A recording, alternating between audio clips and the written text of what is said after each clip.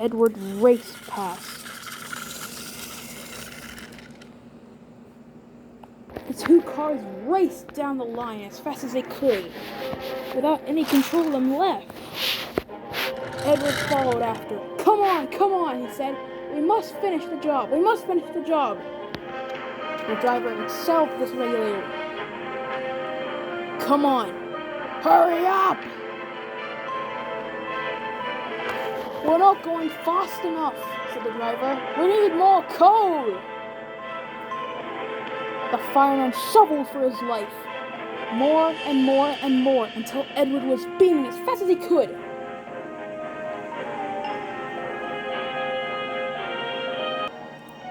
The freight cars raced to Nashville Station.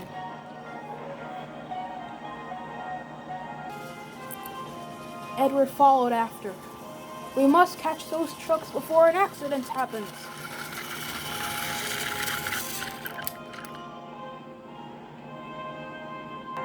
At the station, Winston was picking up his last passenger for the day when he saw the runaway logs.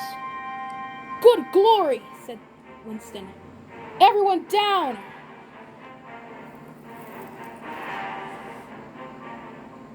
Winston then hoped for the best. Someone help, he said. The points then were switched. The locked cars raced to the other sidings.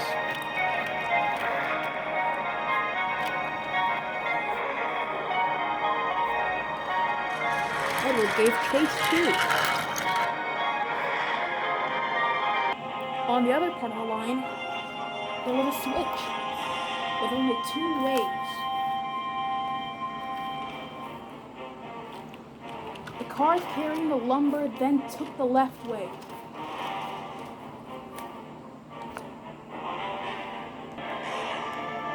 Edward took the right way.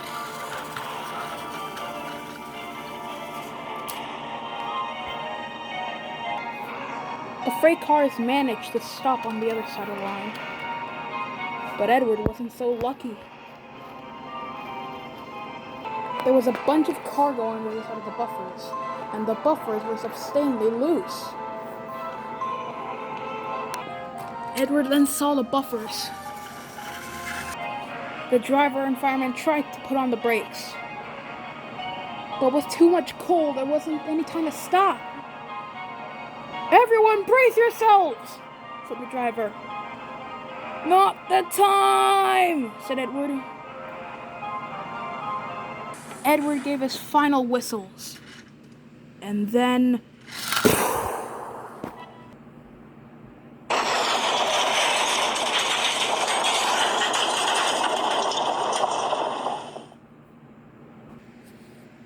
The passengers then stared. They were safe. Edward, however,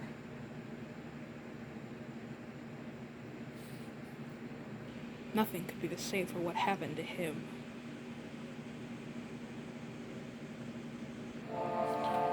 Everyone stared sadly at the scene of the disaster.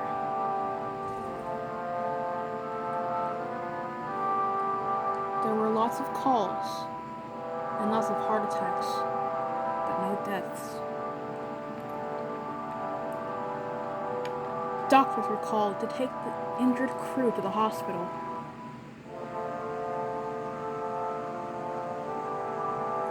There was even a news report on this. Winston, without fear, could just cry, and cried, and cried.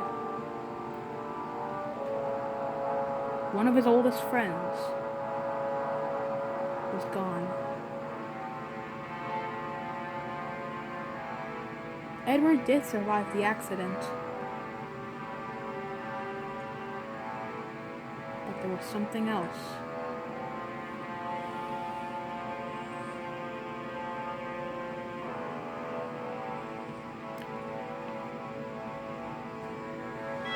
Lock cars were spilled.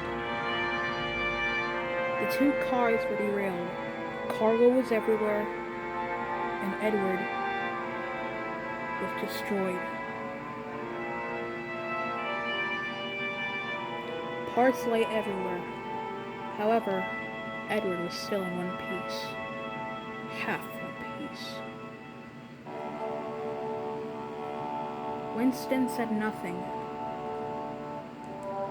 He cried still. He had lost one of his oldest friends to a terrible accident.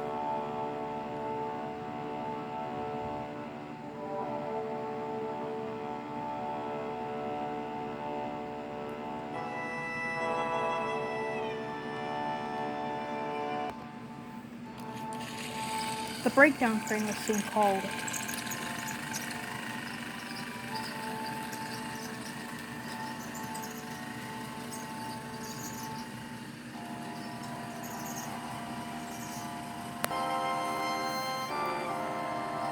Edward suffered minor pains.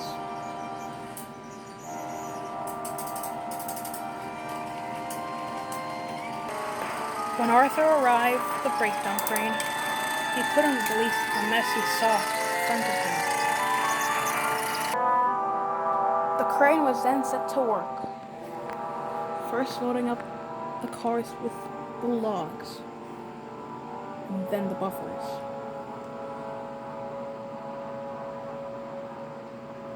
All Edward could do was cry, too. He cried, and he cried, and he cried.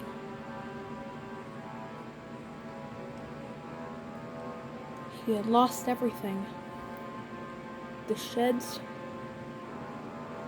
his crew, and his happiness.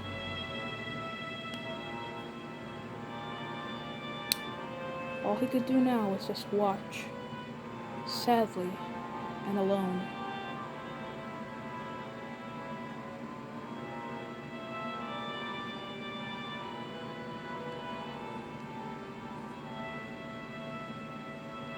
Sir Topham Hatt was then told of what happened to Edward. He was shocked. He almost had a heart attack too. The next day, Sir Topham Hatt arrived.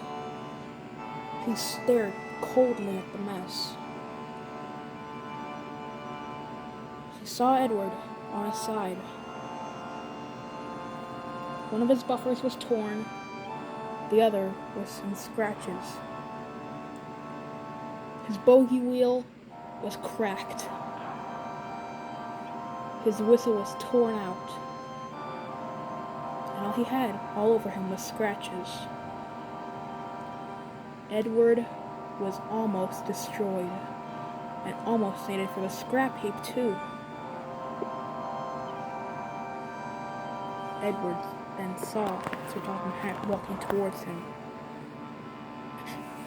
"Sir," he said, "help."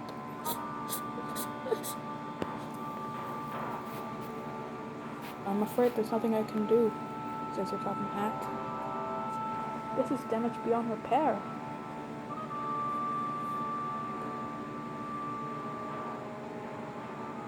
"I'm sorry, Edward, but I don't think I can help you."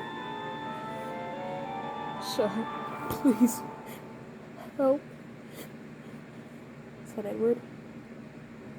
"Very well then," said Sir Topham Hatt. "We can't fix you here, so we're gonna have to fix you somewhere else. And there's only one place we can't hold on for that," said Sir Topham Hatt. "I'll make the arrangements right away." He then walked sternly away. Edward could only feel pain in his smoke box. And a lot of sadness all over him. For he knew it would almost be his end, for real.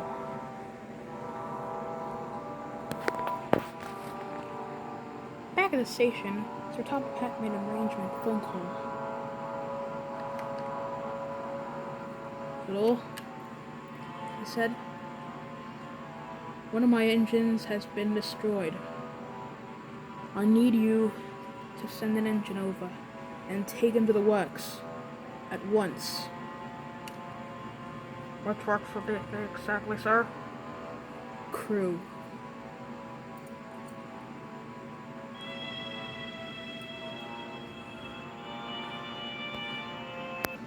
The news about Edward was soon spread like wildfire.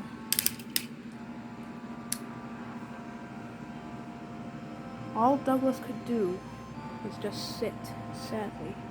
He didn't even talk to Donald.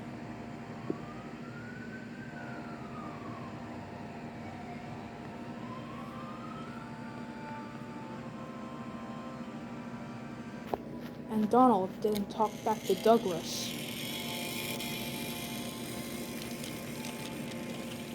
Not because of anger, but because of sadness. Edward was gone.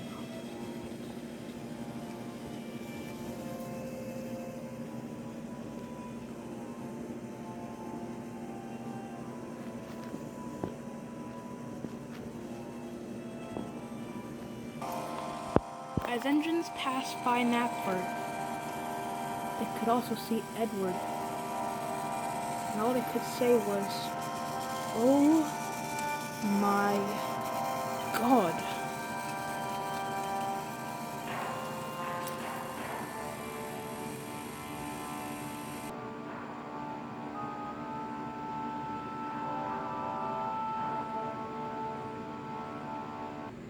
At the sheds, Percy was waiting patiently for Edward to come back. He was really excited to see Edward back again after a very long time. He waited and waited, but Edward didn't come back.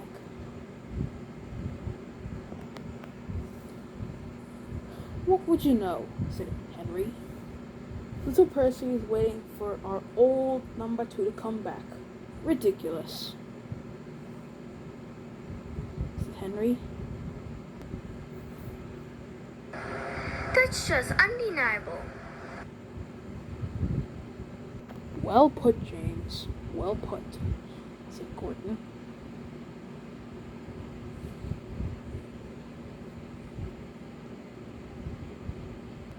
The engines then heard a noise. "Is it Edward?" Percy thought. It wasn't Edward. It was Boko.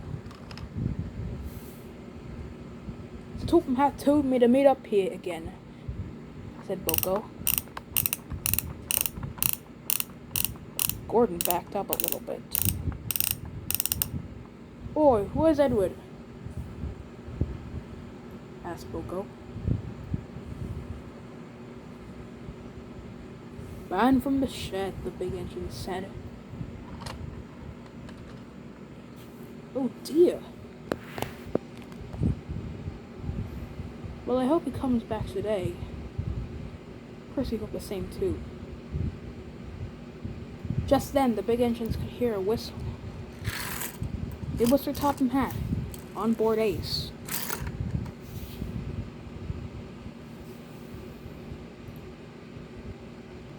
Sir Topham Hatt then stepped out. He looked really disappointed.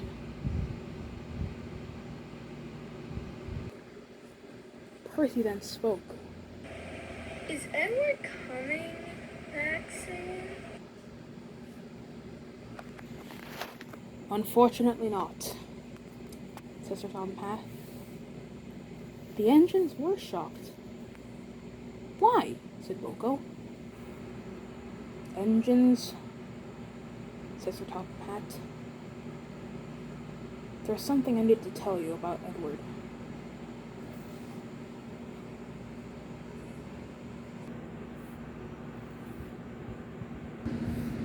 The next day, Thomas was waiting at the junction. He had heard what Percy said about Edward coming back to the sheds for a few minutes. But Edward didn't come back.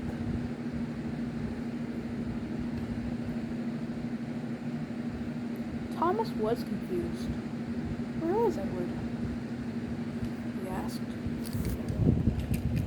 Suddenly, out on the main line, he could see 2 coaches coming back Maybe that's Edward, said Thomas. But it wasn't Edward. It was Percy. He looked sadder than ever. He pulled up. Percy? Asked Thomas. Well, where's Edward?